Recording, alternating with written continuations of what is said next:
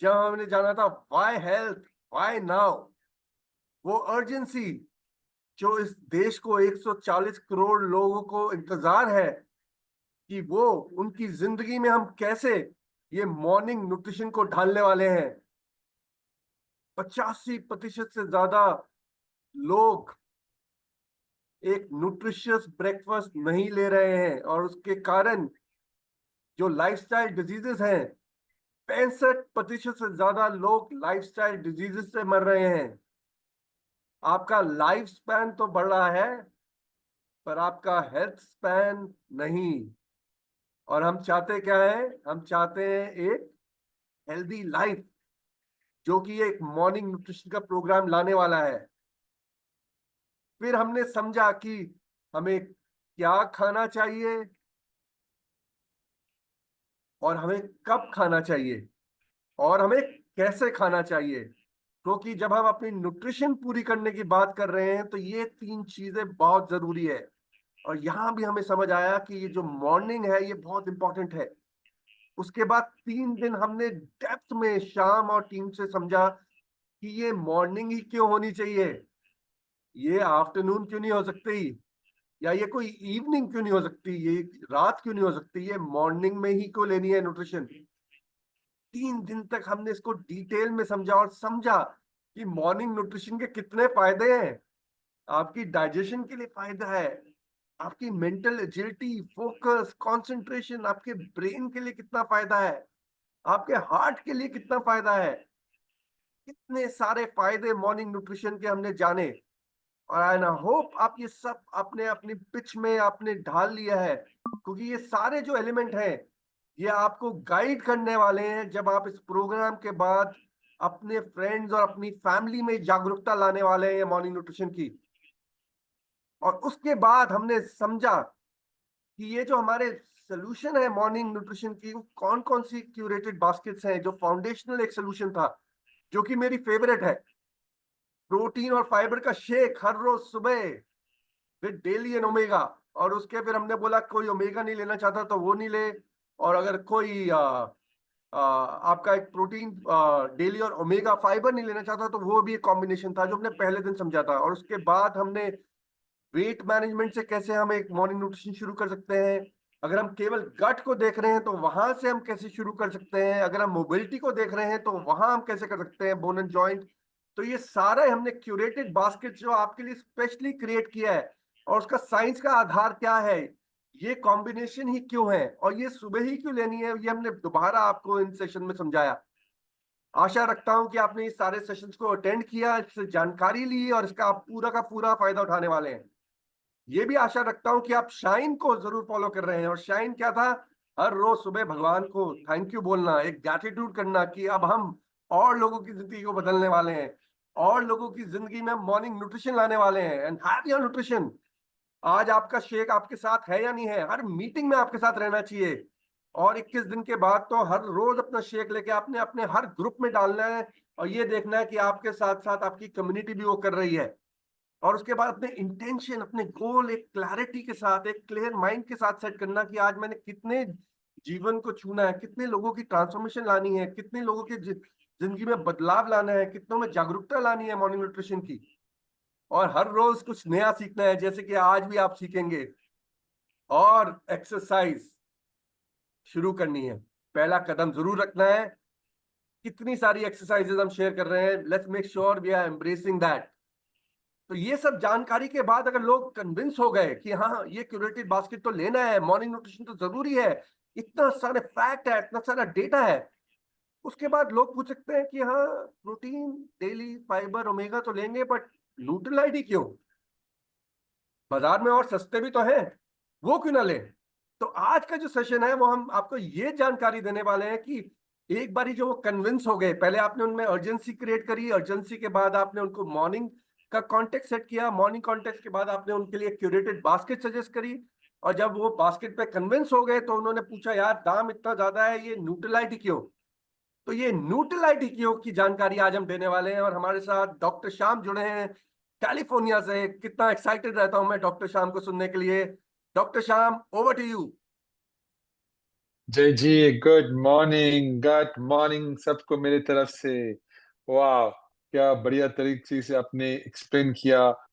और यही मेरा मेरा अंकल का वही क्वेश्चन था, न्यूट्रलाइट क्यों। मुझे पता है कि डॉक्टर श्याम आप वहाँ काम कर रहे हैं, मुझे पता है, लेकिन क्यों न्यूट्रलाइट। तो मैंने जो आज मेरा टीम जो बताने वाले हैं, आपको समझ आएगा क्यों न्यूट्रलाइट। हमारा रिसर्च, हमारा लैब्स, हमारा पीपल। आज तो विवेक है हमारे साथ। वो हमारे एनालिटिकल लैब लीड कर रहे हैं। वो हमारे शाइनिंग स्टार है हमारे इंडिया के लिए और हमारे मार्केट्स के लिए। तो मैं बहुत खुश हूँ कि वो हमारे साथ है, और उनका जानकारी तो बहुत बहुत डीप है।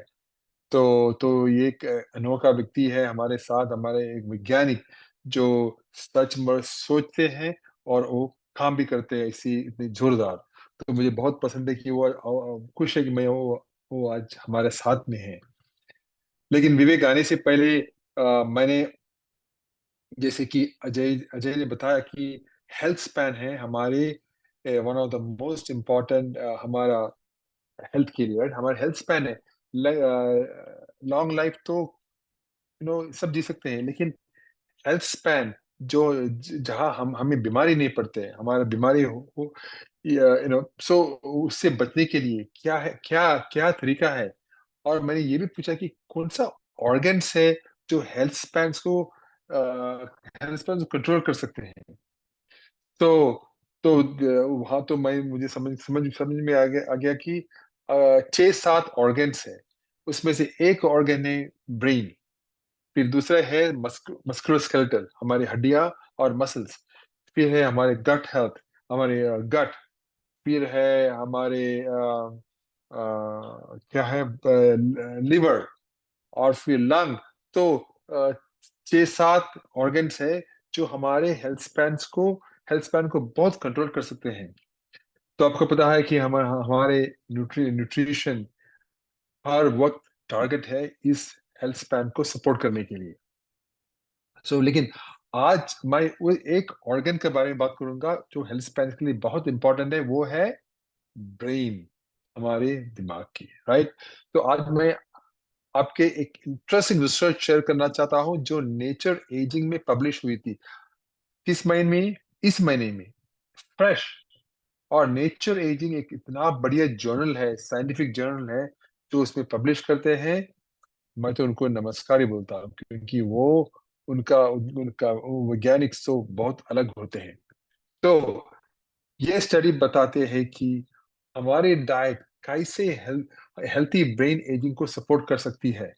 और कॉग्निटिव डिक्लाइन, जिसके मतलब है कि हमारे हमारे जो यू नो अलर्टनेस है, जो आईज ईयर्स सब, कॉग्निशन, हमारे अंडरस्टैंडिंग, ब्रेन की अंडरस्टैंडिंग, उसको स्टॉप कैसे कर सकते हैं। तो रिसर्चर्स ने कुछ स्पेसिफिक न्यूट्रिएंट्स को आइडेंटिफाई किया है जो ब्रेन हेल्थ और कॉग्निटिव फंक्शन को एनहांस करते हैं। वेरी इंटरेस्टिंग, बहुत बहुत बढ़िया स्टडी। तो इस स्टडी में 100 एडल्ट ले लिया जो 65 से 75 साल के थे। रिसर्चर्स ने दो ब्रेन हेल्थ में बांटा। क्योंकि वो कैसे बांटा, उन्होंने उन्होंने 100 एडल्ट्स को इंटरव्यू किया और उनका ब्रेन का इमेजिंग भी किया, जैसे एमआरआई, पीईटी का इमेजिंग सब किया। और समझ में आ गया कि इसमें दो ग्रुप हैं। एक ग्रुप जो 65 to 75 साल के हैं, लेकिन उनका ब्रेन का एज बहुत ज्यादा है। दूसरे ग्रुप है 65-75 के ही ग्रुप है, लेकिन जब उन्होंने स्कैन किया और इंटरव्यू ले लिया, उनको पता पता लगा कि ये ग्रुप जरा, उनका ब्रेन जरा जवान है। तो उनका क्वेश्चन ये था कि क्यों जवान है इनके ब्रेन, क्या कुछ फैक्टर्स है इनके ब्रेन पे, क्या खाते हैं इन लोग, क्यों क्यों इनका इनका दिमाग इतने यंग रहते हैं।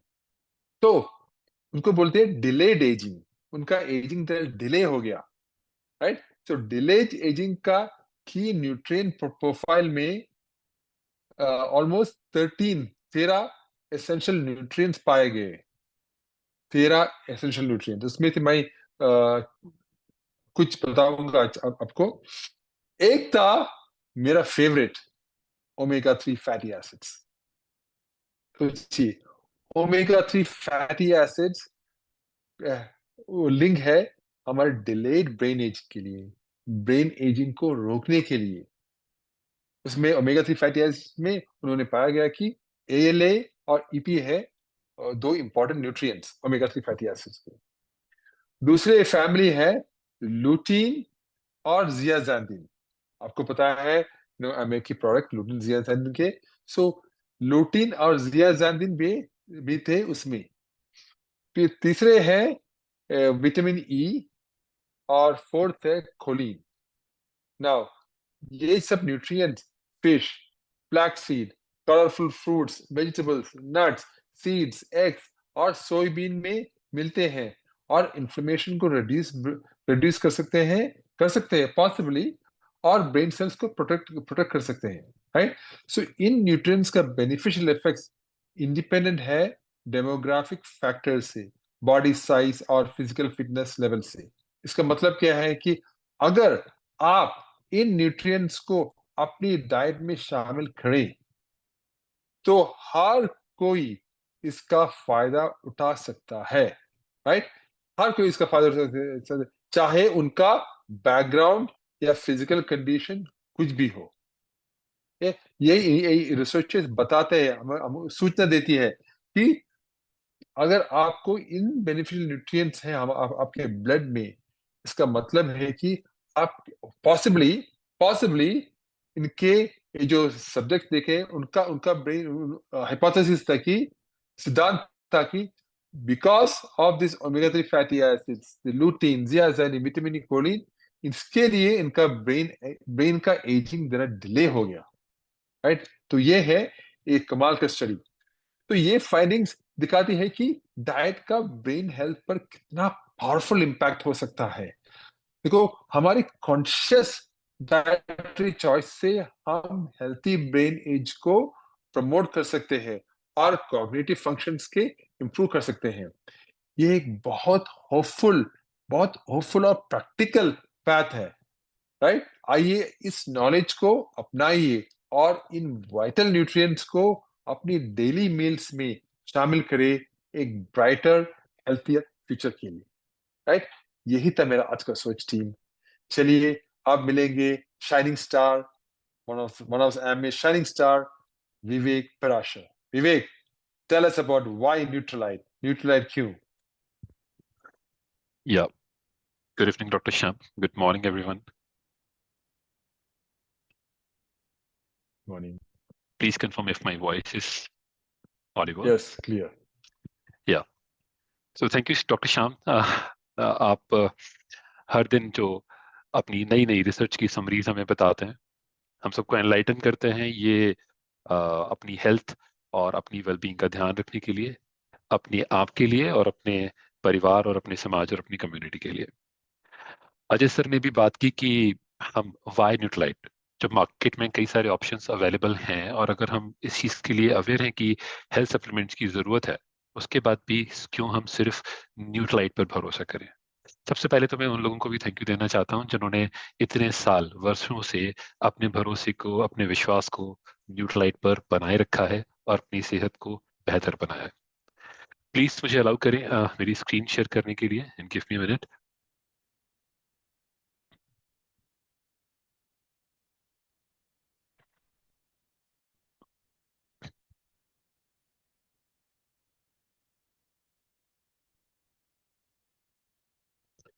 या मोहित, मुझे कंफर्म करें अगर मेरी स्क्रीन दिख रही है आपको तो।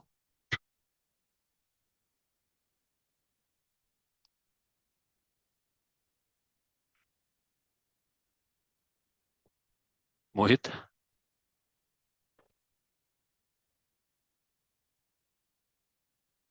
Yes, we can see screen. या हेलो। तो आज का हमारा विषय है वाई न्यूट्रलाइट। पर एक बारी हम न्यूट्रलाइट के बारे में बात करने से पहले कुछ पिछले दिनों को रिवाइज करते हैं। हमने पिछले दिनों में 3 कैटेगरीज पे बात की। सबसे पहली कैटेगरी कि सर्काडियन रिदम क्या होती है, क्रोनोबायोलॉजी क्या होती है, कैसे हमारी दिनचर्या सुबह से शुरू होकर शाम को खत्म होती है, और हमारी बॉडी के हार्मोन्स, हमारी बॉडी के ऑर्गन्स, पूरी मेटाबॉलिक रिदम दिन और सन की लाइट और रात के साथ चलती है, स्लो डाउन होती है, फास्ट पेस पे जाती है। सेकेंड कैटेगरी थी जहां पे हमने मैक्रोमोलिक्यूल्स एंड माइक्रोमोलिक्यूल्स, जो कि न्यूट्रिशंस कहलाते हैं, उनके बारे में बात की। तो मैक्रोमोलिक्यूल्स क्या क्या होते हैं? Fat content, fibre content, protein content, carbohydrates.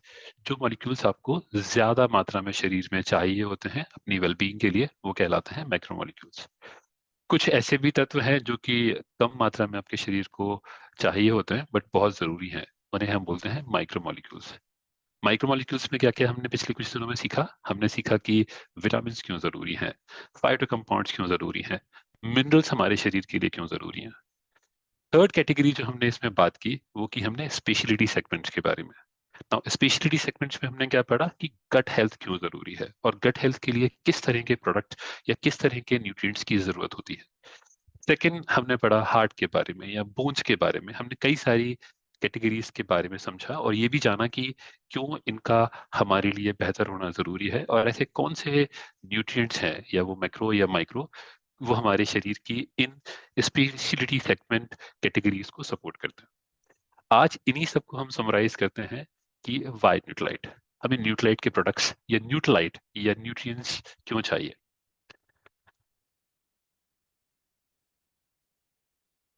Just give me a minute, there is a glitch I believe.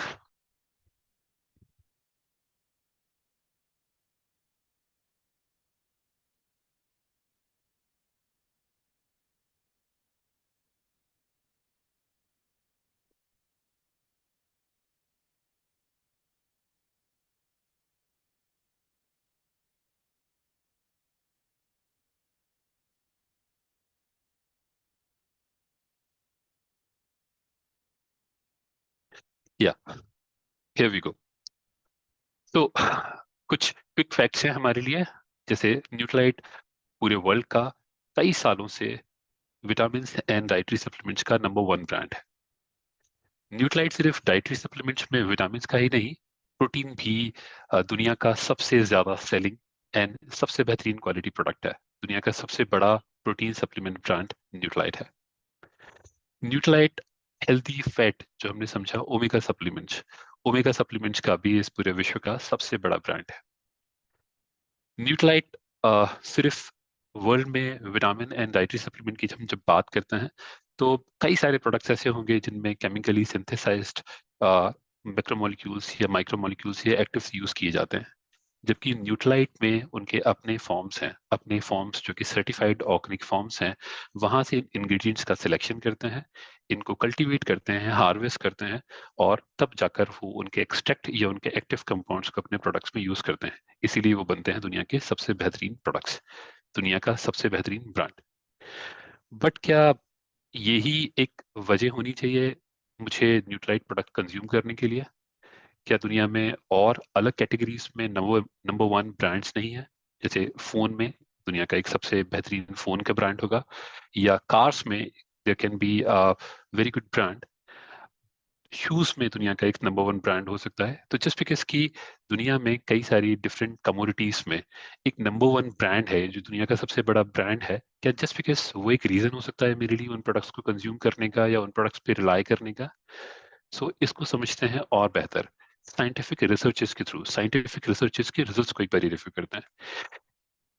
पहला सवाल जो मैं आपसे पूछना चाहता हूँ, और आप अपने चैट बॉक्स में मुझे इसके बारे में बताएं, कि क्या आप सभी लोग अपने दिन में बैलेंस्ड डाइट लेते हैं?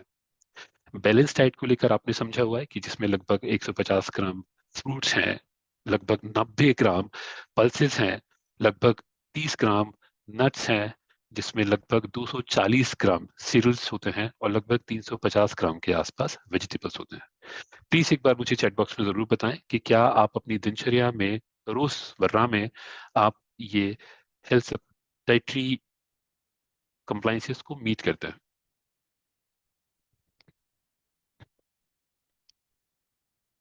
ओके, राधना जी बोलते हैं नो, अनुराधा मैम बोलती हैं नो, वसुधा मैम बोलती हैं नो, ओके, ऋतु शर्मा बोलती है नो। लगभग आप में से सभी ने ये बोला है कि आप लोग एक बैलेंस डाइट नहीं लेते।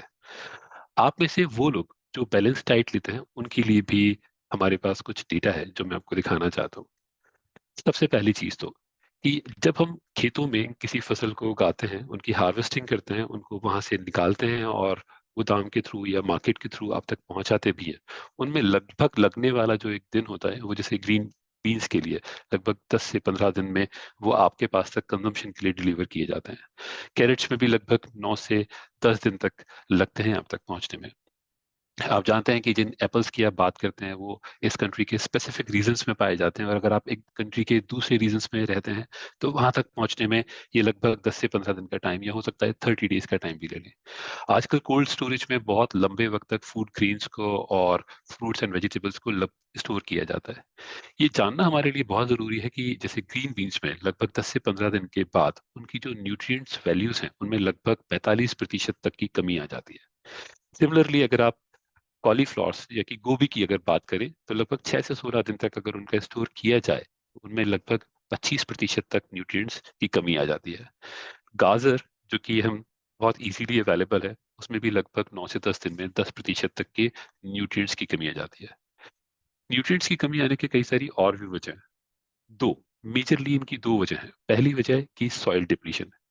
इस समय जमीन की उर्वरक क्षमता शायद उतनी नहीं है जितनी 50 साल पहले या उतनी 100 साल पहले थी। तो आज जो फ्रेश फ्रूट्स या वेजिटेबल्स भी आपको मिलते हैं उनकी न्यूट्रिएंट्स क्वालिटी भी पहले के मुकाबले कम हो गई है। दूसरी हमारी कुकिंग प्रोसेसेस।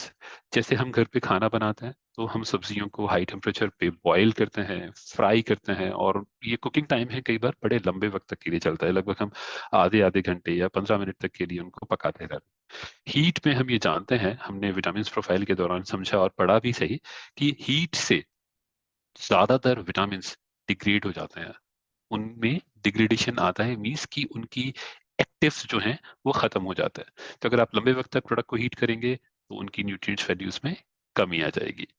अगर आप कुकिंग टाइम आपका लंबे वक्त तक है तो लंबे वक्त तक कुकिंग करने से भी क्या होता है, आपके जो न्यूट्रिएंट्स हैं वो आपके खाने में खत्म हो जाते हैं। थर्ड थिंग, कई सारे विटामिन ऐसे हैं, जैसे विटामिन सी और बी की हमने बात की, ये वाटर सॉल्युबल होते हैं।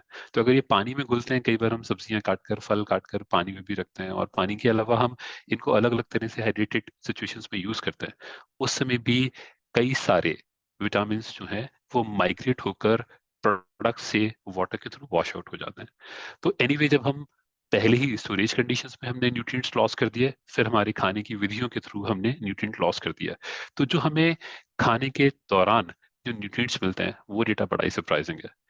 ये स्टडी एक एनालिटिकल कम्युनिटी ने जब ये स्टडी की तो उसने पाया कि बने हुए खाने में या पके हुए खाने में जो विटामिन प्रोफाइल्स हैं, लगभग 75%, 75% ऑफ विटामिन खाना बनाने की प्रक्रिया के दौरान खत्म हो गए।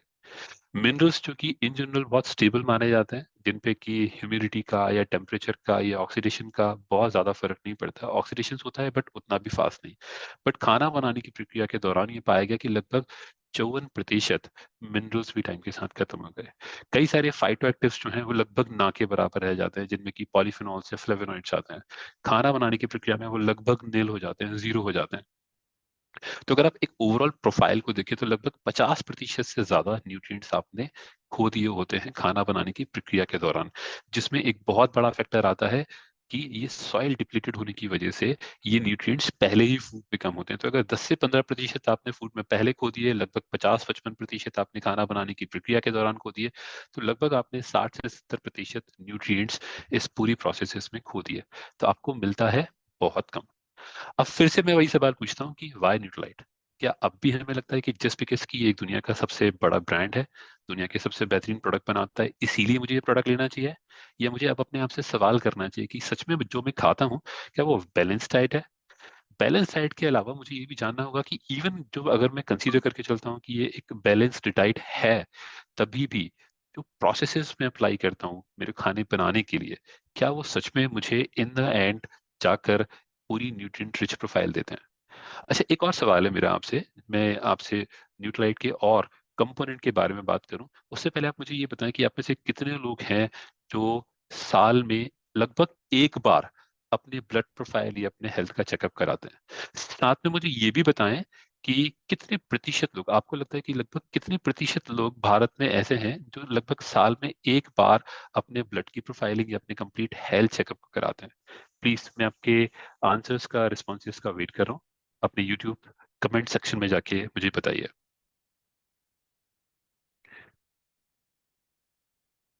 ओके,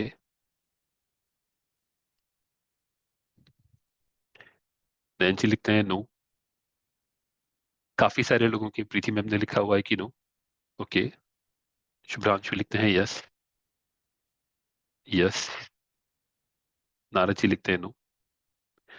एक बड़ी चीज स्टडी बताता हूँ मैं। अगर आप सर्च करेंगे तो पाएंगे कि इंडिया में अर्बन पॉपुलेशन जो है, जिसमें लगभग 12 से प्रतिशत लोग ही अपने साल में हेल्थ चेकअप कराते हैं, लगभग 85% से ज्यादा लोग ये टेस्ट नहीं करवाते।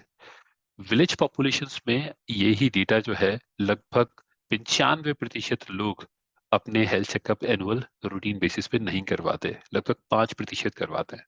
अगर हम इनका ओवरऑल एवरेज निकालें पूरे भारत का, तो लगभग 8 से 9% लोग ही ऐसे हैं जो साल में अपनी कंप्लीट हेल्थ चेकअप को करवाते हैं। इनमें से भी काफी सारे लोग जो ऑफिसेस में या अपने हेल्थ इंश्योरेंस की वजह से करवाते हैं। हमारे अंदर वो जील नहीं है। उसकी वजह है कि इवन मैं अपने घर पे भी बात करूं तो मेरी माँ से अगर मैं कहूं कि आपने आपका हेल्थ चेकअप कराते हैं, आपकी एक ब्लड प्रोफाइल कराते हैं, तो उनका सबसे पहला डर रहता है कि एक बारी अगर ब्लड चेक कराने गए या हेल्थ चेकअप कराने गए तो कोई ना कोई खामी, कोई ना कोई कमी डॉक्टर जरूर निकाल देगा। डॉक्टर का काम ही होता है खामियां निकालना, तो वो खामियां निकाल देगा और मैं तो बेहतरीन हूँ। कई बार हमारी सोच की वजह से हम बड़े परेशान होते हैं। हेल्थ की क्रिटिकलिटीज को, हेल्थ में हमारी न्यूट्रिएंट्स प्रोफाइल किस तरह की है, हमारी फैटी एसिड प्रोफाइल कैसी है, हमारा हार्ट कैसे काम करता है, हमारी ब्लड प्रोफाइल कैसी है, इस सब के बारे में जानने का हमें अधिकार भी है और हमारी जिम्मेदारी भी है। और ये हम उम्र के जितने जल्दी इस शुरुआती पड़ावों में ये काम करेंगे, उतना ही हम बेहतर जिंदगी गुजारेंगे। डॉक्टर श्याम ने अपनी बात के दौरान कहा कि जिंदगी जितनी होनी चाहिए उतना ही जरूरी है हमारा हेल्थ स्पैन। अगर हमारा हेल्थ स्पैन ठीक है तो हम ज्यादा बेहतर जिंदगी गुजारते हैं। इसीलिए अब हम और बात करेंगे कि क्यों हेल्थ सप्लीमेंट हमें चाहिए। हम अगर सच में अपने लिए जिम्मेदार हैं तो हमें जानना होगा कि हमारी प्रोफाइल्स हम कराएं। हमारी प्रोफाइल्स में जिन सब्सटेंसेस की कमी निकल के आती है, उनके बारे में हम हेल्थ सप्लीमेंट्स लेनी शुरू करें। अब हम हेल्थ सप्लीमेंट्स में, जैसे अजय सर ने अपनी बातों के दौरान कहा कि मार्केट में कई सारे सस्ते ऑप्शंस अवेलेबल हैं, कई सारे ऐसे ऑप्शंस भी अवेलेबल हैं जो इजी मिल जाएंगे आपको, आप बाहर जाएंगे और जाते से ही आपको मिल जाएंगे। बट फिर हम क्यों न्यूट्रालाइट के बारे में बात करते हैं? क्योंकि न्यूट्रालाइट की जो फिलॉसफी है वो है प्लांट फॉरवर्ड। हमारा न्यूट्रालाइट का पूरा कॉन्सेप्ट 5 फाउंडेशनल पिलर्स पे टिका हुआ है, जिनमें सबसे पहला आता है प्लांट फॉरवर्ड, दूसरा आता है सेफ एंड प्योर, तीसरा आता है इफेक्टिवनेस, फोर्थ आता है बैलेंस्ड प्रोफाइल, एंड फिफ्थ आता है एनवायरमेंटल स्टीवर्डशिप। इन पांचों पिलर्स को हम वन बाय वन समझते हैं। सबसे पहला है प्लांट फॉरवर्ड इनोवेशन। अच्छा, एक चीज हमें समझने की जरूरत है कि हम किसी भी कंपाउंड में, किसी भी फॉर्मुलेशन में 3 तरह के इंग्रेडिएंट हो सकते हैं। सबसे पहला इंग्रेडिएंट हो सकता है जो केमिकली सिंथेसाइज्ड किया गया हो, केमिकल प्रोसेसेस के थ्रू बनाया गया हो। दूसरा हो सकता है एनिमल डेराइव्ड, कि हमने पशुओं से, जैसे पशुओं की चर्बी से हम फैट एक्सट्रैक्ट कर लेते हैं और फिर उस फैट को देना लोगों को शुरू कर देते हैं। तीसरा होता है जहां हमने नेचुरल प्रोडक्ट्स को यूज करना शुरू किया, एग्रीकल्चरल प्रोडक्ट्स को, हर्बल प्रोडक्ट्स को यूज करना शुरू किया। तीनों कैटेगरीज में से कौन कौन सी तीनों category? Chemically synthesized, animal derived and plant originated. इन तीनों कैटेगरीज में साइंस ने प्रूव किया है कि natural sources, plant origin, agricultural sources से मिलने वाले तत्व ज्यादा बेहतर होते हैं। आपकी बॉडी में उनकी बायो अवेलेबिलिटी ठीक होती है, उनके उनके साइड इफेक्ट्स कम होते हैं। आप इसे सभी लोग, चाहे स्पाइसेस के नाम पर या आप घर पे आने वाली फूल, फल, सब्जियां, ये आप बचपन से अब तक कंज्यूम करते चले आ रहे हैं और आपने पाया कि इनके साइड इफेक्ट्स तो एटलीस्ट नहीं होते आपको। तो ये ज्यादा बेहतर प्रोडक्ट माने जाते हैं। इसीलिए हम हमारे रिसर्च के दौरान ये इंश्योर करते हैं कि हमारे सारे बॉटनिकल फाइटोन्यूट्रिएंट रिच हों। हम उनकी कल्टीवेशन, उनकी प्रोसेसिंग इस तरह से करते हैं कि उनके नेचुरल इंग्रेडिएंट्स प्रिजर्व्ड रहें, खत्म ना हो। और इस तरह से हम ये इंश्योर करते हैं कि आप तक पहुंचे दुनिया के सबसे बेहतरीन प्रोडक्ट। जब हम बात करते हैं सेफ्टी की, तो सेफ्टी में बेसिकली 3 तरह की फिलोसफीज या 3 तरह के कॉन्सेप्ट होते हैं। सबसे पहला ग्रीन या क्लीन प्रोसेसेस। जैसे हमने अगर किसी एक्टिव कंपाउंड का एक्सट्रैक्शंस करना है, पर से हमने हल्दी में से करक्यूमिन निकालना है या अश्वगंधा में से हमने विथेनोलाइट कंटेंट निकालना है, क्योंकि इनके एक्टिव्स जो होते हैं वही आपकी बॉडी में बेहतर रिजल्ट्स या एफिकेसी प्रोवाइड कराते हैं। उनको निकालने के लिए कई लोग होंगे जो शायद हार्मफुल केमिकल्स का इस्तेमाल करते होंगे, जिनमें मिथेनॉल हो सकता है, एसीटोन हो सकता है, एसीटोनाइट्राइल हो सकता है। हम एमवे में ये इंश्योर करते हैं कि हमारी प्रोसेसेस ग्रीन प्रोसेसेस रहें। ग्रीन प्रोसेसेस में क्या होता है, हम सिर्फ हाइड्रो अल्कोहलिक सब्सटेंसेस ही यूज करते हैं जो कि परमिटेड हैं, जिनमें अल्कोहल आता है और पानी आता है। अल्कोहल को भी हम रॉबस्ट टेस्टिंग के थ्रू ये इंश्योर करते हैं कि उसके रेसिड्यूज प्रोडक्ट्स में ना रहें। रॉबस्ट टेस्टिंग में जब हम बात करते हैं तो लगभग 200 से ज्यादा टेस्ट पैरामीटर्स पर एक प्रोडक्ट का इवैल्यूएशन किया जाता है। ये चेक किया जाता है कि प्रोडक्ट सच में बेहतर है, इसमें कोई भी कंटामिनेंट्स तो नहीं। कौन कौन से कंटामिनेंट्स होते हैं? अफ्लाटॉक्सिन्स हो सकते हैं, माइकोटॉक्सिन्स हो सकते हैं, पेस्टिसाइड्स हो सकते हैं, एंटीबायोटिक्स हो सकते हैं, नॉट्स हो सकते हैं। तो ये लगभग 200 टेस्ट पैरामीटर कंडक्ट करने के बाद हम ये इंश्योर करते हैं कि आपके प्रोडक्ट्स सारे कंटामिनेंट से फ्री हैं।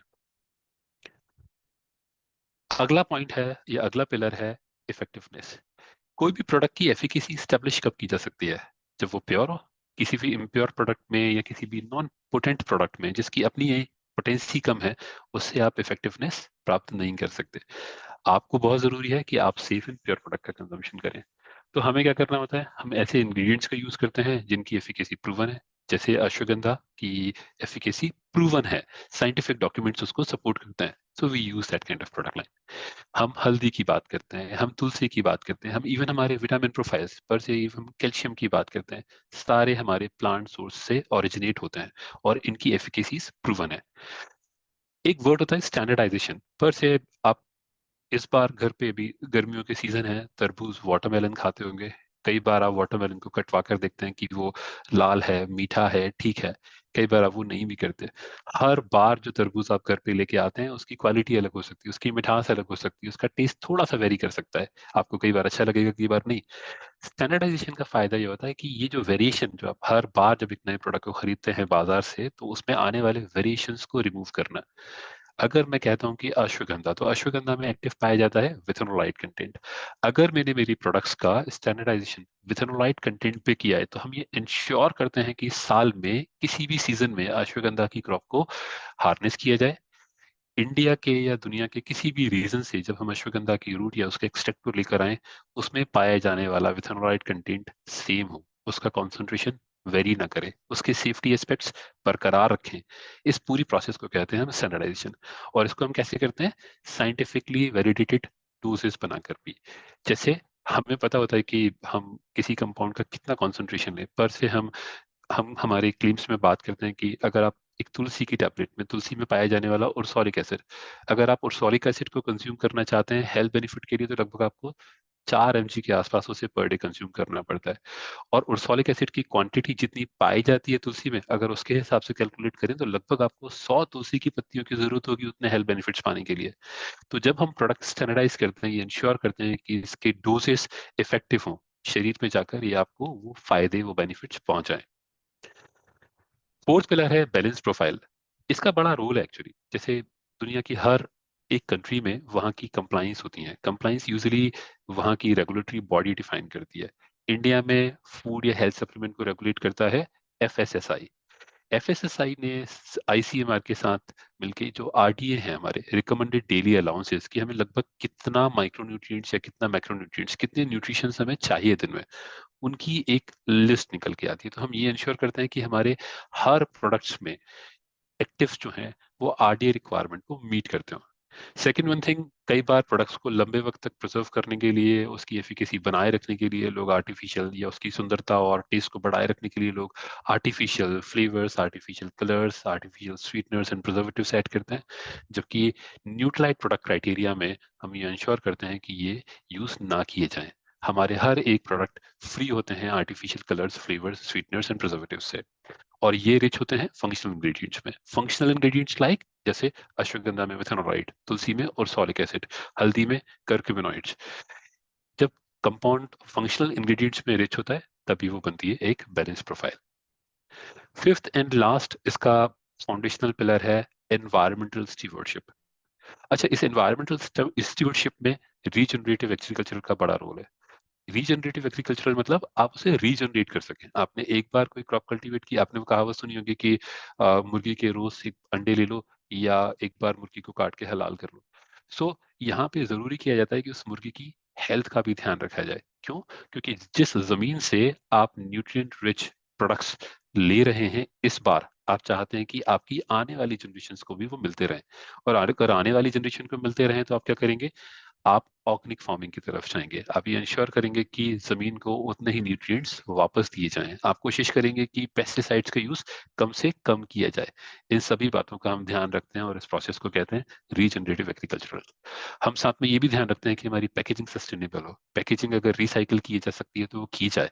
जितना पैकेजिंग कंपोनेंट हम बनाते हैं, हम जनरेट करते हैं एक साल में, हम उतना ही पैकेजिंग मटेरियल इस कंट्री से वापस भी लेते हैं रीप्रोसेस करने के लिए। हम पीसीआरस पे काम करते हैं, which is post consumer recycled product. लगभग 30 से 50% component of plastic, specially for beauty personal care product lines, ऐसे हों जो कि रिसाइकल्ड हो। हम ये इंश्योर करते हैं कि वाटर की एफिशिएंसी हो और एनर्जी भी रिन्यूएबल यूज की जाए। इनफैक्ट हम आगे अपनी आने वाली स्लाइड्स में बात करेंगे कि कैसे हम अपनी मैन्युफैक्चरिंग साइट जो कि मदुरई में है, वहाँ हम एनर्जी एंड वाटर की एफिशिएंसीज को यूटिलाइज करते हैं। एक और सवाल है मेरा आपसे, समझने के बाद इन 5 फाउंडेशनल पिलर्स को, कि आप क्या आप जानते हैं जब आप मार्केट से कोई भी प्रोडक्ट लेते हैं, सब्जी खरीदते हैं या किसी भी प्रोडक्ट को लेते हैं, तो आप उसकी कंप्लीट ट्रेसेबिलिटी को जानते हैं? क्या आप जानते हैं कि ये कहाँ बना, कैसे बना, कहाँ से इसकी उत्पत्ति हुई?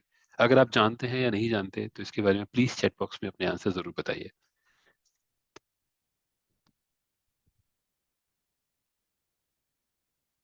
Okay, I am waiting for the responses.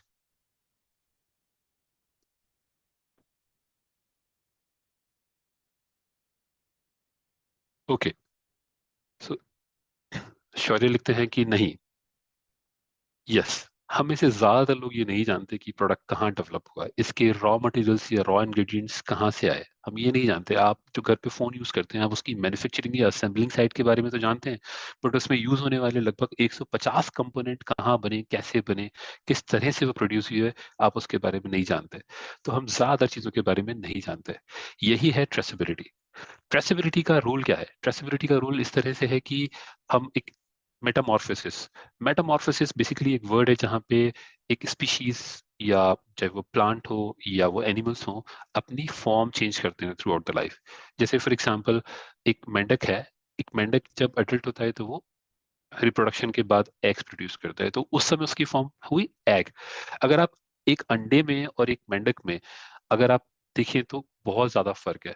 जिसको एक पूरी मेटामॉर्फोसिस लाइफ साइकिल के बारे में नहीं पता, वो शायद इस बात को लेके, आप किसी बच्चे से पूछेंगे तो वो शायद इस बात को लेके बड़ा सरप्राइज रहेगा कि क्या ये सच में यही अंडा बाद में जाके मेंढक बनने वाला है, या इसी तरह से एक पूरी लाइफ साइकिल कंप्लीट होती है।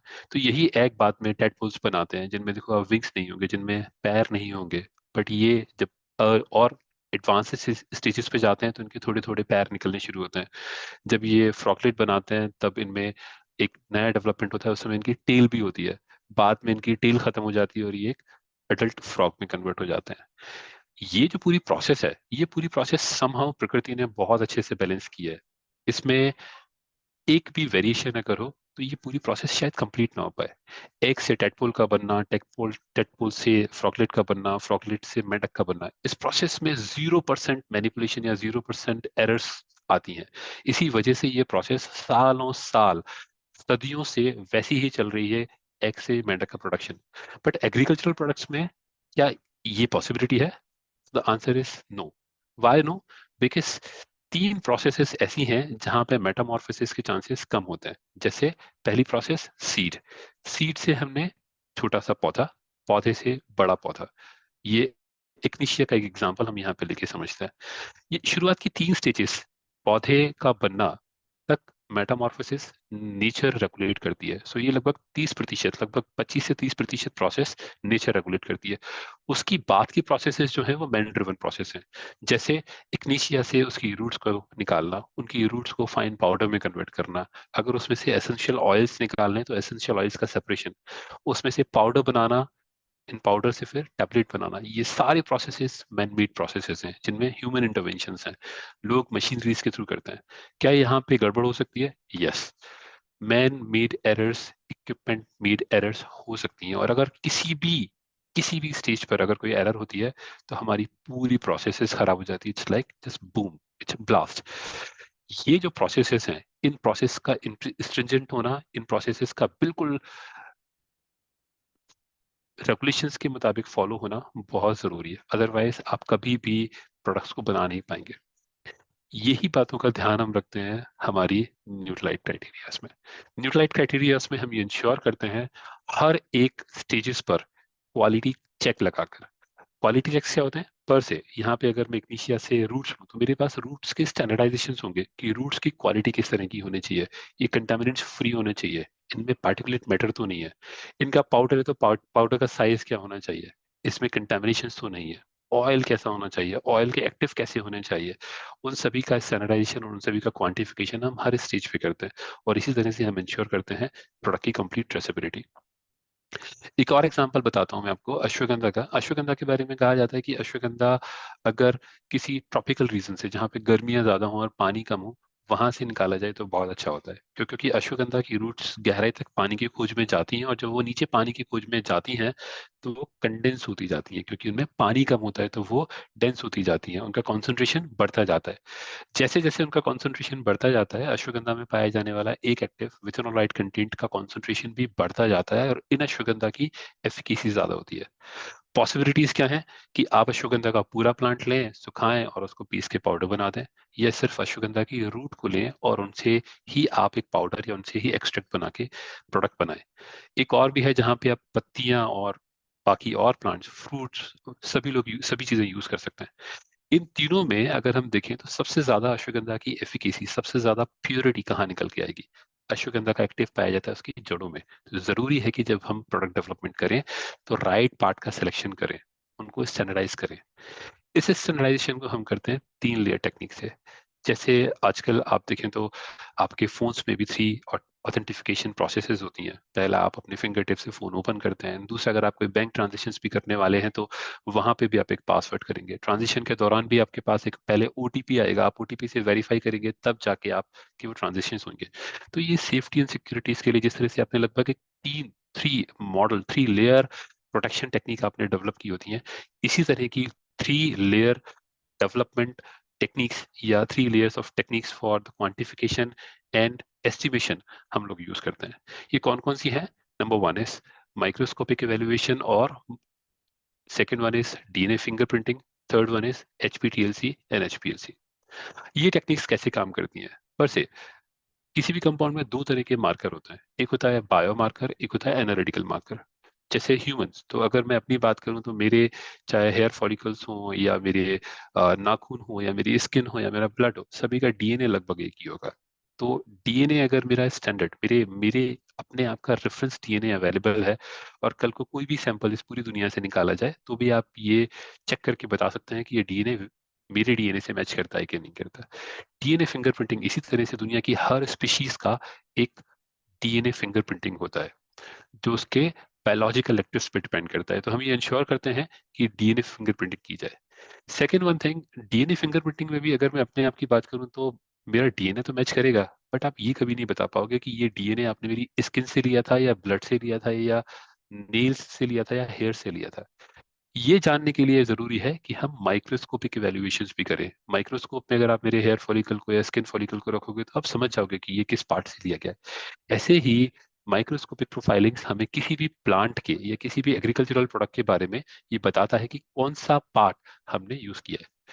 थर्ड, और जो कि सबसे क्रिटिकल और सबसे एडवांस टेक्निक है, वो है HPTLC and HPLC fingerprinting, which is called as high pressure liquid chromatography and high pressure thin layer chromatography. ये बहुत एडवांस इक्विपमेंट हैं जो सीएफआर कंप्लाइंट होते हैं। CFR is code of federal regulations, जहाँ पे कंप्लीट ऑडिट ट्रेल भी manage की जाती है। ये इक्विपमेंट टेस्टिंग के दौरान हमें बताते हैं कॉन्सेंट्रेशन ऑफ एक्टिव पर से। अगेन मैं दोबारा से अश्वगंधा का एग्जांपल लेना चाहूंगा जिसमें हमने बात की विथेनोलाइट कंटेंट की। तो विथेनोलाइट कंटेंट को जब हम टेस्ट करेंगे एचपीएलसी पे, एचपीटीएलसी पे, तो इसमें जितनी भी इंप्यूरिटीज होंगी, सारी इंप्यूरिटीज को ये सेपरेट आउट करके बताएगा कि आपका कंपाउंड कितना प्योर है, इसका कितनी पोटेंसी है। तो ये 3 layer of quantification, 3 layer of identification हम लोग यूज करते हैं हमारे हर एक प्रोडक्ट को स्टैंडर्डाइज करने के लिए। इसी ट्रेसेबिलिटी की और अगर हम बात करें तो ये क्यों जरूरी है, इस ट्रेसेबिलिटी इसमें बेसिकली 3 और कंपोनेंट आते हैं। जैसे जो न्यूट्रलाइट प्रोडक्ट्स हैं या न्यूट्रलाइट फॉर्म्स हैं, न्यूट्रलाइट फॉर्म्स में हम न्यूट्रलाइट प्रोडक्ट क्राइटेरिया के थ्रू ये तीनों स्टेप फॉलो करते हैं। बट हम हमारे फॉर्म्स के अलावा पर से कई सारे हर्बल इंग्रेडिएंट्स, कई सारे बॉटनिकल्स ऐसे होंगे जो शायद यूएस में या ब्राजील में पाए जाने हमारे हमारे फॉर्म्स में नहीं होते होंगे। इसलिए नहीं कि वो हो नहीं सकते, इसलिए क्योंकि उनकी बेहतरीन क्वालिटी हो सकता है दुनिया के किसी और देश में हो। जैसे हम बात करते हैं कि संतरे नागपुर में बेहतर होते हैं, एप्पल शिमला में बेहतर होते हैं। तो ये जानना बहुत जरूरी है कि दुनिया के किस ज्योग्राफी में कोई कंपाउंड बेहतर ग्रो करेगा। और इसी आइडेंटिफिकेशन के साथ हमने पाया कि हमें कई सारे और भी बाकी फॉर्म्स के साथ या अच्छे किसानों के साथ कोलैबोरेट करना होगा, जिसे हम न्यूट्रीसर्ट के थ्रू करते हैं। न्यूट्रीसर्ट हमारी एक सर्टिफिकेशन प्रोग्राम है जिसके बारे में हम अगली स्लाइड्स में बात करेंगे। बट हम इंश्योर करते हैं कि हमारे कोलैबोरेशन फॉर्म्स में भी, हमारे थर्ड पार्टी फॉर्म्स में भी, जहां से हम इंग्रेडिएंट्स अगर खरीदते हैं कोई, वहां पे न्यूट्रीसर्ट ऑडिट्स किए जाएं, उनकी हर एक स्टेप की डॉक्यूमेंटेशन के थ्रू ट्रेसेबिलिटी रखी जाए। इसके लिए हमारे यहाँ एक डेडिकेटेड फंक्शन है जिसको हम ASQP बोलते हैं, सप्लायर क्वालिफिकेशन प्रोग्राम। हम हमारे हर एक सप्लायर की साइट का ऑडिट करके, उनकी प्रोसेसेस को ऑडिट करके, उनकी मैन्युफैक्चरिंग साइट का ऑडिट करके ये इंश्योर करते हैं कि सारी प्रोसेसेस फॉलो की गई हैं। पहले प्रोसेसेस ट्रांसफर करना जो स्टैंडर्डाइज या डेवलप्ड प्रोसेस है, बाद में उन प्रोसेस का इम्प्लीमेंटेशन एंड कंटिन्यूस फॉलो। ये तीनों चीजें हमारे ऑडिट के दौरान हम इंश्योर करते हैं। अब समझते हैं न्यूट्रीसर्ट को। अभी हमने जिक्र किया कि हम जब थर्ड पार्टी फॉर्म्स के साथ काम करते हैं तो हम न्यूट्रीसर्ट सर्टिफिकेशंस पे जाते हैं। एक फैक्ट जो मैं आपको बताना चाहता हूँ कि न्यूट्रलाइट के लगभग 6000 एकड़ फॉर्म्स हैं इस दुनिया में, 6000 एकड़ फॉर्म्स। बट हमारा वर्ल्ड डिमांड जो है प्रोडक्शन की, या वर्ल्ड में जितना कंजम्पशन होता है उस पूरी रिक्वायरमेंट को मीट करने के लिए, उसी के साथ ये भी कि दुनिया के किस क्षेत्र में कौन से फाइटो कंपाउंड्स या बॉटनिकल बेहतर तरह से उपजाए जा सकते हैं, उस ज्योग्राफी को समझते हुए भी हमने दुनिया के कई सारे एरियाज में कई किसानों के साथ पार्टनरशिप की है। और इस पार्टनरशिप में उनकी पूरी प्रोसेसेस को रेगुलेट करने का काम हम न्यूट्रीसर्ट सर्टिफिकेशंस के थ्रू करते हैं। ये न्यूट्रीसर्ट एक्चुअली एक टर्म है जिसे एक सर्टिफिकेशन बॉडी जिसका नाम है इकोसर्ट, जो कि फ्रांस में है, उसने डेवलप किया। कैसे किया है इसको भी समझते हैं। उससे पहले एक छोटा सा मेरा सवाल है कि आप में से अगेन, जैसे हमने पहले सवाल पूछा है, लगभग उसी से मिलता जुलता है, कि क्या आपको पता है कि आपके बॉटनिकल्स जो आप यूज करते हैं उनका सोर्स क्या है, उनकी ऑथेंटिसिटी क्या है। मैं आगे प्रेजेंटेशन कंटिन्यू करता हूँ, साथ में आपके रिस्पॉन्सेज का भी वेट करता हूँ। तो ये कैसे न्यूट्रीसर्ट कैसे डेवलप हुआ। तो न्यूट्रीसर्ट की जब हमने गाइडलाइन डेवलप की तो उसमें बेसिकली 5 बड़े हमने सर्टिफिकेशन बॉडीज और उनकी कंप्लायंसेस सिस्टम्स को समराइज किया। पहली, न्यूट्रलाइट। तो जैसे डॉक्टर काल ने एक जमाने में जब न्यूट्रलाइट के प्रिंसिपल्स को डेवलप किया और उन्होंने न्यूट्रलाइट खेती के तरीकों को उन्होंने ग्रो किया, डेवलप किया, न्यूट्रलाइट के सारे तरीकों, सारी कंप्लायंसेस को हमने समराइज करके एक गाइडलाइन में जब हमने कन्वर्ट किया, उस गाइडलाइन को ही हम न्यूट्रीसर्ट में ट्रांसफर करते हैं। तो ये थर्ड पार्टी ने जो हमारे न्यूट्रलाइट गाइडलाइंस को जब समझा पड़ा, उससे पहले उसने इवेल्युएट किया NPOP, जो कि है national programme for organic production, जो इंडिया का प्रोग्राम है। इंटरनेशनल स्केल पे इसी प्रोग्राम को हम बोलते हैं NOP, which is national organic programming. दो और भी टर्म्स हैं जिसमें गुड एग्रीकल्चरल प्रैक्टिसेस, गैप, और good agricultural cultivation practices and good field collection practices. Agricultural practices means किस तरह से आप खेती करते हैं, और फील्ड कलेक्शन प्रैक्टिसेस मींस किस तरह से आप खेती से उन सब्सटेंसेस को लेकर स्टोर करते हैं, प्रोसेस करते हैं। इन सभी की जो सर्टिफिकेशन बॉडीज की जो कंप्लाइंसेस जब उनको समराइज करके एक बॉडी बनाई गई या एक गाइडलाइन बनाई गई, विच इज कॉल्ड एज न्यूट्रीसर्ट। ये न्यूट्रीसर्ट के थ्रू फिर हम हमारे वेंडर साइट्स पे या कोलैबोरेटेड फॉर्म्स पर ऑडिट कंडक्ट करते हैं, उनकी प्रोसेस को रेगुलेट करते हैं। So that's how the NutriCert is developed. न्यूट्रीसर्ट के कुछ एग्जांपल है मेरे पास जो मैं आपको बताना चाहता हूँ। ये न्यूट्रीसर्ट के सर्टिफाइड फॉर्म्स हैं। अगर आप न्यूट्रीसर्ट के सर्टिफाइड फॉर्म्स को देखेंगे तो आप पाएंगे कि हम मिट्टी की उर्वरक क्षमता का ध्यान रखते हैं। न्यूट्रलाइट में हम, या न्यूट्रीसर्ट में हम इस बात का ध्यान रखते हैं कि ये ऐसे एरियो में हो जहाँ पर इंडस्ट्रीज ना हो, ऐसे एरियाज में हो जहाँ पर कंटेमिनेटेड एयर पॉल्यूशन या वाटर पॉल्यूशन ना हो। इंडस्ट्रियल एरिया से, रोड से दूर होते हैं ये प्लांट्स। ये ऑर्गेनिक फॉर्म्स होते हैं, और ऑर्गेनिक फॉर्म्स की भी एक रिक्वायरमेंट है कि लगभग 3 किलोमीटर के एरिया में कोई भी ऐसा फॉर्म्स नहीं होना चाहिए जहाँ पे पेस्टिसाइड्स का छिड़काव हो रहा हो। तो ये पेस्टिसाइड्स से फ्री फॉर्म्स होते हैं।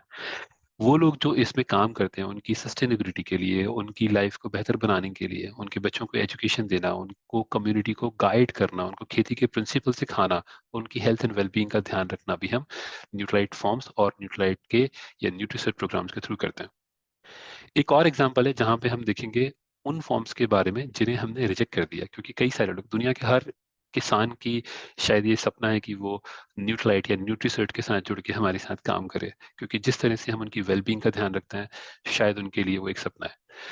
न्यूट्रीसर्ट कई सारे फॉर्म्स को रिजेक्ट करता है जो इंडस्ट्रीज के पास हों। क्यों? क्योंकि इंडस्ट्री से निकलने वाले धुएं से उनकी क्वालिटी पर, उनकी प्रोडक्शन कैपेसिटीज पर असर आएगा। हम धूल मिट्टी वाले इलाके से उनको दूर रखते हैं। हम चाइल्ड लिवर को प्रमोट नहीं करते, हमारी किसी भी फॉर्म्स में चाइल्ड लिवर नहीं होगा। हम पेस्टिसाइड्स को यूज नहीं करते, हम ऑर्गेनिक फर्टिलाइजर्स के थ्रू ही खेती करते हैं। ये हमारे, अगर ये कंप्लाइंसेस मीट नहीं होती तब हम उन फॉर्म्स को रिजेक्ट करते हैं और न्यूट्रिसर्ट फॉर्म्स में नहीं मानते। बहुत ज़रूरी है कि ये सब जो आप करते हो, आप न्यूट्राइट कैटेगरीज के बारे में बात करते हो या न्यूट्रिसर्ट प्रोग्राम्स के थ्रू प्रोडक्ट क्वालिटी को इंश्योर करते हो, इन सभी के दौरान, या पूरी कंप्लीट ट्रेसेबिलिटी भी रखते हो, इन सभी के दौरान सस्टेनेबिलिटी की जाए। क्योंकि जो भी बिजनेस या जो भी एक्टिविटी सस्टेनेबल नहीं है, वो लंबे वक्त के बाद या कुछ समय के बाद बिखर जाएगी। सस्टेनेबिलिटी कैसे? जमीन में उर्वरक क्षमता को बनाए रखना। दूसरा, इन्वायरमेंट इकोसिस्टम का ध्यान रखना। जो लोग इन खेतों में या न्यूट्रिसर्ट फॉर्म्स में काम करते हैं, उनकी लाइफ को बेहतर बनाना, उनकी एजुकेशन का ध्यान रखना, उनकी जिंदगी को बेहतर बनाना। सस्टेनेबल पैकेजिंग को यूज करना, ऐसी पैकेजिंग जो या तो रिसाइकिल की जा सके, या रिसाइकिल अगर नहीं भी की जा सकती तो उनको रिकलेक्ट करके उनसे नए प्रोडक्ट दोबारा बनाए जाएं। इस तरह से हम पूरे एनवायरनमेंट का ध्यान रखते हैं, एनवायरनमेंट के साथ वो लोग जो काम करते हैं उनका ध्यान रखते हैं, तो एक सस्टेनेबल बिजनेस जनरेट करते हैं। इनफैक्ट इस सस्टेनेबल बिजनेस की चेन में आप और मैं भी आता है। हम सभी जहां अपनी हेल्थ का ध्यान रखते हैं, वहीं अपनी फाइनेंशियल वेलबींग को भी ग्रो करते हैं। इस तरह से हम अपने बिजनेस को सस्टेनेबल बनाते हैं। अच्छा, एक सवाल है मेरा, आप में से काफी लोगों को शायद ये पता होगा कि हम भारत में रिसर्च एंड डेवलपमेंट लैब हैं हमारी, जो ऑपरेट करती हैं और प्रोडक्ट डेवलपमेंट में इन्वॉल्व हैं। आप में से कितने लोगों को पता है कि ये लैब हैं? और अगर पता है तो प्लीज एक बार मुझे चैट बॉक्स में बताइए कि भारत में हमारी कितनी रिसर्च लैब हैं। ओके, संजय जी कहते हैं कि नहीं। और आगे मुझे बताइए प्लीज अपने चैट बॉक्स में। ओके, आशा जी बोलते हैं कि नहीं, उन्हें नहीं पता है इस बारे में। चलिए, मैं आपको एक जल्दी से क्विक रिव्यू कराता हूँ हमारी भारत में। ओके, कुछ ने कहा है 4, कुछ ने कहा है 3। ओके, शांतनु कहते हैं 4 लैब है, रमेश जी कहते हैं 4, वेरी नाइस। फराज कहते हैं 4 लैब्स हैं, वेरी नाइस। आई थिंक आप लोग तो पहले से काफी अवेयर हैं। ओके, सो हमारी पूरे भारत में 4 लैब हैं, जिनमें से एक लैब गुड़गांव में है जो हमारी सेंट्रल लैब कहलाती है। एक लैब हमारी चेन्नई में है जहाँ पे हम फूड डेवलपमेंट का काम करते हैं, फूड फॉर्मुलेशन में, जैसे पाउडर्स बना, या पाउडर के अलावा चॉकलेट बार्स या गमीज, या इस तरह की कोई भी फॉर्मुलेशन जो फूड कैटेगरीज में फूड की तरह कंज्यूम की जाएगी, वो हम चीनी में डेवलप कर रहे होते हैं। हमारी एक बॉटनिकल लैब है जो हर्बल इंग्रेडिएंट्स डेवलपमेंट का काम करती है, वो बेंगलोर में है। और हमारा एक पायलट प्लांट है जहाँ पे हम स्केल अप कर रहे होते हैं, वो मदुरई में है। तो हमारी 4 डिफरेंट लैब हैं। अगर मैं बॉटनिकल लैब की बात करूं तो ये हमारी सबसे अ, जरूरी और खास लैब है, क्योंकि जितने भी हमने बॉटनिकल कंपाउंड्स की बात की, सब्सटेंसेस की बात की, वो इसी लैब में डेवलप किए जाते हैं। ये लैब खेती और किसानों के साथ डायरेक्टली इन्वॉल्व रहती है। वहां से इंग्रेडिएंट का सिलेक्शन करना, ये जो ब्लू इक्विपमेंट दिखाई दे रहा है, ये HPTLC इक्विपमेंट कहलाता है। इस HPTLC के थ्रू फिंगरप्रिंटिंग करना, कंपाउंड्स की प्योरिटी एंड आइडेंटिफाई करना, और बाद में उसको हम तक पहुंचाना, ये स्पॉटनिकल लैब का काम होता है। एक और लैब है हमारी जिसे हम बोलते हैं फूड लैब। ये टाइसल पार्क चेन्नई में है। यहाँ पे फूड फॉर्मुलेशन डेवलप होती हैं। जो बॉटनिकल कंपाउंड्स हमें बेंगलोर लैब से मिलते हैं, वो चेन्नई तक भी जाते हैं। डिफरेंट कंपाउंड के साथ उनकी फॉर्मेशंस की जाती है और वो फूड फॉर्मेट्स में डेवलप किए जाते हैं। हमारी एक लैब जो है वो, जिसमें कि जो गुड़गांव में है, जिसमें ब्यूटी पर्सनल केयर प्रोडक्ट्स भी बनते हैं, जैसे आर्टिस्ट्री की अगर आप बात करें, या सॉलिड डोजेस फॉर्मुलेशंस जैसे आप डेली प्लस की बात करें, ये सारे प्रोडक्ट्स डेवलप हमारी गुड़गांव लैब में किए गए, जिसमें एक ये जो फर्स्ट इक्विपमेंट है, दिस इज बायलेयर इक्विपमेंट। ये दुनिया का सबसे एडवांस इक्विपमेंट है जो 2 लेयर वाली टेबलेट भी बनाता है, जैसी है हमारी डेली प्लस टेबलेट। हमारा एक और, जब ये सारी तीनों लैब मिलकर जब बॉटनिकल इंग्रेडिएंट्स बने, या फूड फॉर्मेशंस डेवलप हुए, या सॉलिड डोजेस फॉर्मुलेशन डेवलप हुए, इन्हीं को लैब स्केल से बहुत बड़े स्केल पे, कमर्शियल स्केल तक ले जाने के लिए हमारे पास एक और फैसिलिटी है जो मदुरई में है, जो ब्रिज की तरह काम करती है कमर्शियल प्रोडक्शंस और डेवलपमेंट। उसे हम बोलते हैं पायलट प्लांट। तो पायलट प्लांट का काम होता है स्केल अप करना, बड़े स्केल पे वही बनाना। जैसे घर पे आप में से कई लोग खाना बनाते हैं 5 लोगों का या हार्डली 10 लोगों का, बट अगर मैं बोलूँ कि कल आपको एक बारात का खाना बनाना है जिसमें 500 लोग आने वाले, तो शायद आपका हिसाब खराब हो जाएगा।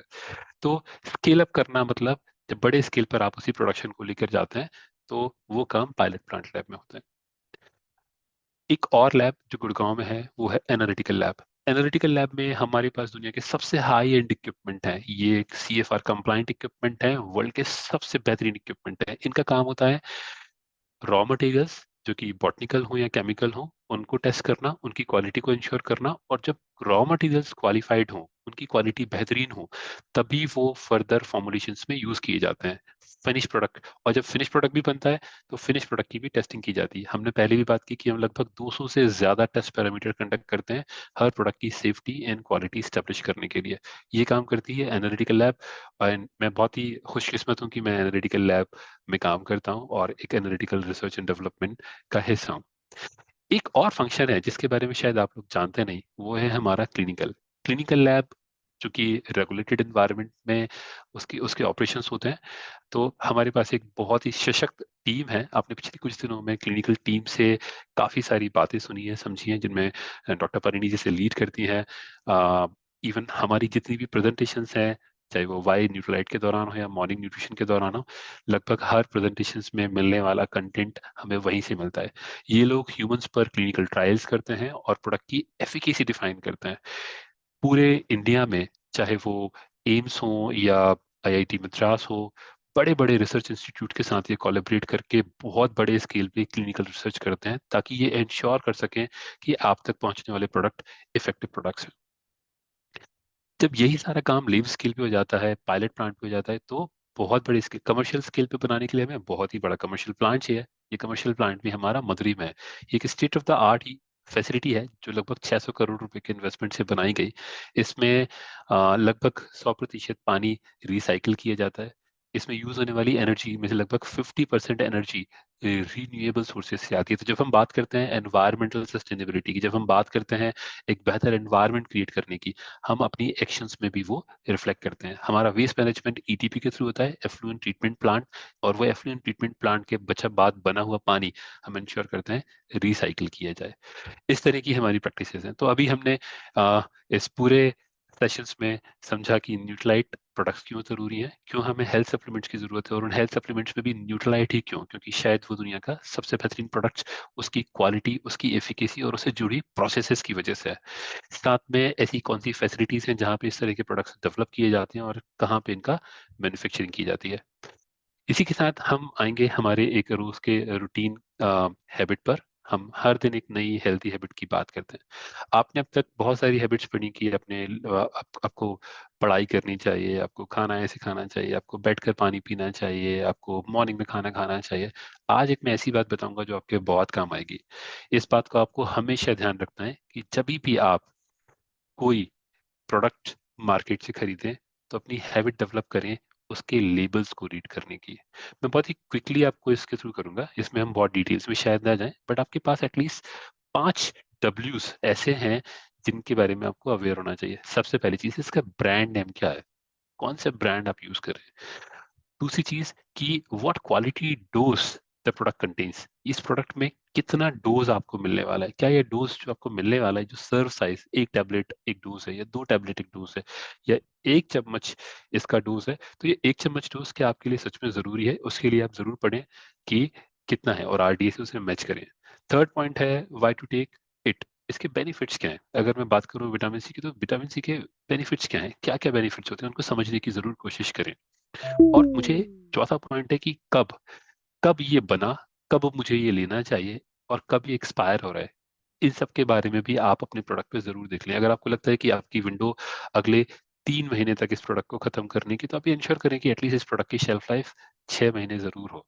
तभी आपके लिए प्रोडक्ट बेहतर है, क्योंकि अगर आप उसकी एक्सपायरी के बाद उसे कंज्यूम करते हैं तो आपको हेल्थ बेनिफिट से ज्यादा नुकसान होंगे। एंड एक और जो सबसे बड़ा वाय है, वो है home for indication. This product contains vitamin minerals. ये जो हम बात करते हैं रिकमेंडेड डोज, ये हमें जरूरी है कि किस किस को हम ये प्रोडक्ट दे सकते हैं, किस किस के लिए ये प्रोडक्ट बेहतरीन हो सकते हैं। आपने अपनी अ, रोजमर्रा की दिनचर्या में अपने लोगों से मिलने के बाद आपने ये समझना है, इंश्योर करना है कि किस किस को हेल्थ सप्लीमेंट्स की, किस किस को इन प्रोडक्ट्स की जरूरत है। आप लोगों को अवेयर करें अपने हेल्थ चेकअप्स के लिए, आप लोगों को अवेयर करें ये जानने के लिए कि वो जाने कि उनमें किन चीज़ों की कमी है। अर्ली एज में करना ज़्यादा बेहतर है, और फिर क्यों उन्हें ये प्रोडक्ट्स लेना चाहिए। एक और छोटी सी डीप डाइविंग मैं आपको बताता हूँ, ये बहुत शायद आपके काम है, कि जब भी आप इंग्रेडिएंट किसी भी प्रोडक्ट पे, उसके पीछे इंग्रेडिएंट लिस्टिंग होती है, उस इंग्रेडिएंट में अगर आप देखेंगे तो जो भी सब्सटेंस या जो भी इंग्रेडिएंट सबसे ज्यादा मात्रा में यूज किया जाता है, उसका नंबर सबसे पहले आता है, उसकी लिस्टिंग सबसे पहले होती है। जैसे मैंने एक रैंडम कोई प्रोडक्ट लिया, उसमें लगभग आप शुगर देखेंगे, शुक्रोज शुगर या वे प्रोटीन कॉन्सेंट्रेट अगर आप देखेंगे तो लगभग वे प्रोटीन कॉन्सेंट्रेट ही 14% के आसपास है। या उसमें अगर नून डेयरी क्रीमर्स की हम बात करेंगे तो लगभग वो 5% के आसपास है। तो जो भी सब्सटेंस उसमें सबसे ज्यादा मात्रा में यूज किया होगा, उसकी लिस्टिंग सबसे पहले होगी, और जो सब्सटेंस कम मात्रा में यूज किए होंगे वो धीरे धीरे कम होते जाते हैं। तो ये जरूरी है आप जानें कि इसमें कितने कलर्स मिले हुए हैं, कितने प्रिजर्वेटिव्स मिले हुए हैं। हर एक बार आप अपने इंग्रेडिएंट लेबल को जरूर पढ़ें। जब भी आप 3 प्रोडक्ट्स अपने सामने पाएं, तो आप उन तीनों प्रोडक्ट्स के लेबल्स को, उनकी इंग्रेडिएंट लिस्ट को पढ़कर ये समझने की कोशिश करें कि आप एक्चुअली एक्टिव सब्सटेंसेस के साथ साथ और क्या क्या कंज्यूम कर रहे हैं। ये बहुत जरूरी है आपके लिए जानना। एक चीज और है जहां पे हम बात करते हैं कि आप जब आरडीएस की बात करें, परसेंटेज आरडीएस, तो कई बार आप कहेंगे कि ओके मेरे प्रोडक्ट में इतना एमजी विटामिन है इतना एमसीजी विटामिन डी है। बट आपको ये जरूरी जानना है कि जो भी प्रोडक्ट आप कंज्यूम करते हैं वो आपकी परसेंट आरडीए रिक्वायरमेंट को कितना पूरा करता है। साइंटिफिकली ये जो सजेस्टेड है वो ये कहता है कि लगभग मिनिमम 20% के आसपास, लगभग 20% आरडी रिक्वायरमेंट आपको पूरी मिलनी मिलनी चाहिए। अगर उससे भी कम अगर आपको आरडी रिक्वायरमेंट वाला कोई प्रोडक्ट मिलता है तो शायद आपको उतने हेल्थ बेनिफिट्स नहीं देगा। तो आप देखेंगे कि राइट साइड में हमेशा आरडीए परसेंटेज लिखा होता है, उसके पहले उसका सर्व साइज और सर्व साइज से मिलने वाला कंपाउंड लिखा होता है। तो आप ये इंश्योर करें कि क्या आप सच में जो आपकी आरडीए रिक्वायरमेंट है, उस आरडीए रिक्वायरमेंट का 20% या ज्यादा या आरडीए तक आप उस प्रोडक्ट को कंज्यूम कर रहे हैं कि नहीं। फायदे क्या है इनके? फायदे जैसे जो जो फूड है, ऐसे ऐसे फूड्स को आप लेना शुरू करें जिनमें प्रोटीन ज्यादा हो, जिनमें फाइबर ज्यादा हो, जिनमें विटामिन एंड मिनरल ज्यादा हो, और जिनमें अगर आप बात करें तो लगभग 20% से ज्यादा आरडीए की रिक्वायरमेंट को मीट करते हो। हेल्दी फैट लेना शुरू करें। एटलीस्ट ये 4 प्रोडक्ट्स आपके लिए लाइफ में बहुत जरूरी है। प्रोटीन जो कि आपकी बॉडी का बिल्डिंग ब्लॉक है, फाइबर जो आपकी गट हेल्थ के लिए जरूरी है, विटामिन आपने पाया कि अपनी स्टडीज में हमने देखा कि वो विटामिन ज्यादातर फूड में वो बचता नहीं है, तो विटामिन की प्रोफाइलिंग जरूरी है। आपने नोटिस किया होगा कि जब आपकी तबीयत खराब होती है तो डॉक्टर भी आपको कहता है कि यार मल्टीविटामिन लेना शुरू करो, बट आप बस वो उतने ही दिन के लिए लेते हैं जितने दिन आप तबीयत खराब है, और बाद में उन्हें बंद कर देते हैं। आप ये नहीं जानते कि अगर ये विटामिन अगर आप लेते रहेंगे तो शायद आप आगे आपकी तबीयत खराब होगी ही नहीं। किन चीज़ों को आपको अवॉइड करना है? वो प्रोडक्ट्स जिनमें फैट कंटेंट ज़्यादा हो, वो भी सैचुरेटेड फैट, शुगर कंटेंट ज़्यादा हो, हाई सोडियम वाले कंटेंट जिनमें हाई कैलोरीज हो, और रिफाइंड या हाई प्रोसेस्ड फूड, इनको आपको अवॉइड करना है ना?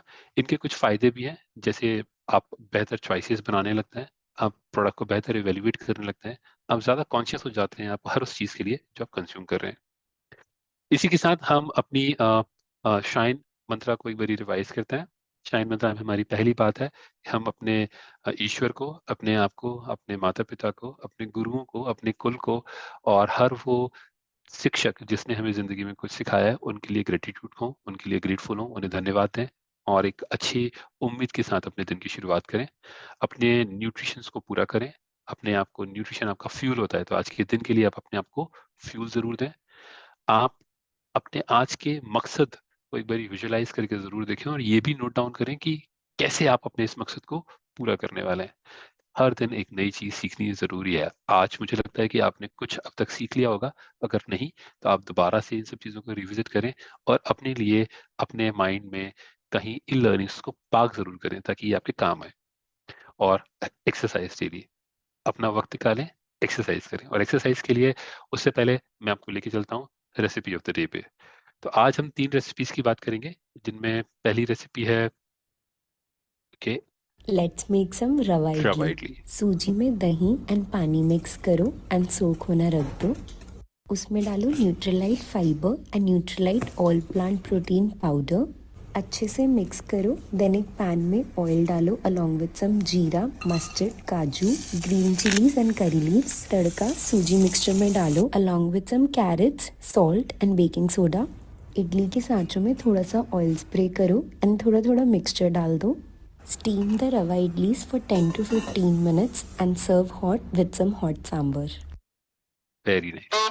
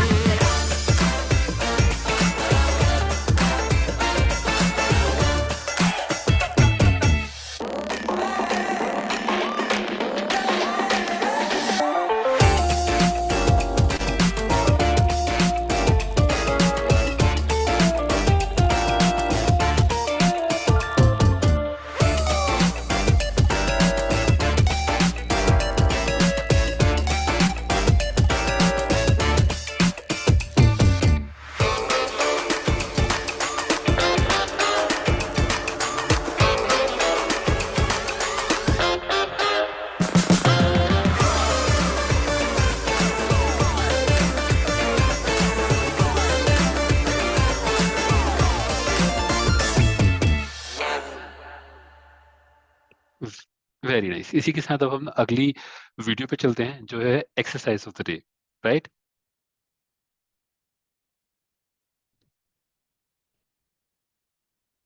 A very happy good morning everyone, and today we've got something very interesting for you. आज हम करने वाले हैं सुपरमैन मूवमेंट। यस, कोई केप नहीं चाहिए इसके लिए, ये बहुत ही सिंपल मूवमेंट होने वाला है। इनफैक्ट वो सभी लोग जिनको नीलिंग मूवमेंट से नी में पेन आता है, खड़े हुए मूवमेंट से भी नी में पेन आता है, तो ये मूवमेंट कंप्लीटली मैट पे होने वाली है और इनफैक्ट पेट के बल होने वाली है। तो आप इस मूवमेंट की प्रैक्टिस जरूर करेंगे, क्योंकि ये सिंपल दिखने वाली मूवमेंट आपकी पूरी बॉडी में बहुत अच्छे से स्ट्रेंथ और स्टेमिना क्रिएट करती है। So let's get started with our Superman pose. और इस पोज के लिए आपको किसी केप की जरूरत नहीं है। इनफैक्ट ये बहुत इफेक्टिव पोज है आपकी बैक को लेंथन और स्ट्रेंथन करने के लिए, उसके साथ साथ आपकी शोल्डर मोबिलिटी के लिए भी बहुत इफेक्टिव है। और वो सभी लोग जिनको अपनी पूरी बॉडी में वीकनेस फील होती है ना, दे फील कि बॉडी में स्ट्रेंथ नहीं है, वो किसी तरह का वर्कआउट नहीं कर सकते, तो आप ये वर्कआउट तो जरूर कर सकते हैं। इसके लिए मैट पे आ जाइए।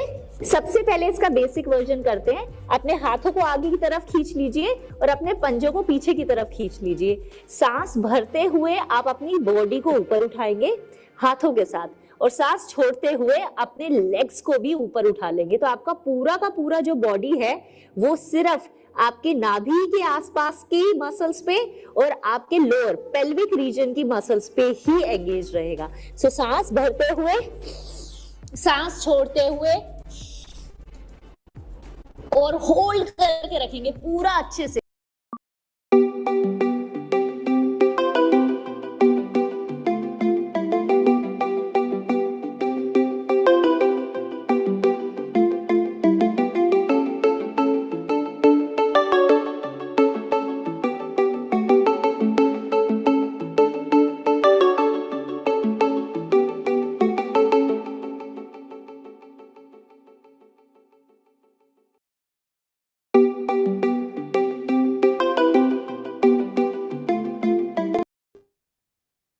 खींच के आप जितना ऊपर जा सकते हैं उतना ऊपर भी जाएंगे। कैन यू फील कितना स्ट्रेन आ रहा है आपके ग्लूट्स में, काब्स में, हैमस्ट्रिंग्स में, इनफैक्ट यहां पर आपके शोल्डर्स में भी अच्छे से खींच के। तो ये है हमारा बेसिक वर्जन ऑफ सुपरमैन। इसको थोड़ा और इफेक्टिव करने के लिए आप अपने हाथों को पीछे ले जाकर ऊपर की तरफ भी उठ सकते हैं। ये आपकी अपर बॉडी के लिए बहुत ज्यादा इफेक्टिव है। अगेन होल्ड करके रखेंगे। आपको पोज को होल्ड करना है, सांस को होल्ड नहीं करेंगे, लंबी गहरी सांस भरिए और सांस छोड़िए, सांस भरिए और सांस छोड़िए, और इस तरह से वापस। तो ये सुपरमैन का एक बेसिक वर्जन था। अगर आपको सुपरमैन का मॉडिफाइड वर्जन करना है और आप दोनों हाथ और दोनों लेग्स एक साथ नहीं उठा पा रहे तो आप single hand and single leg के साथ मूवमेंट करेंगे। In fact opposite hand and opposite leg भी कर सकते हैं। तो दोनों वर्जन्स करते हैं। सबसे पहले लेग्स को नीचे ही रखेंगे, सिर्फ सिंगल हैंड ऊपर उठा के मूवमेंट करेंगे।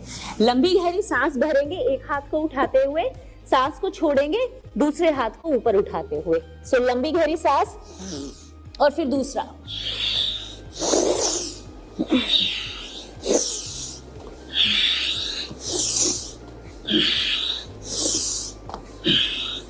इजी। अगर हम सेम मूवमेंट लेग्स के साथ कंबाइन करें, मतलब opposite hand and opposite leg, लंबी गहरी सांस भरते हुए, फिर सांस छोड़ते हुए,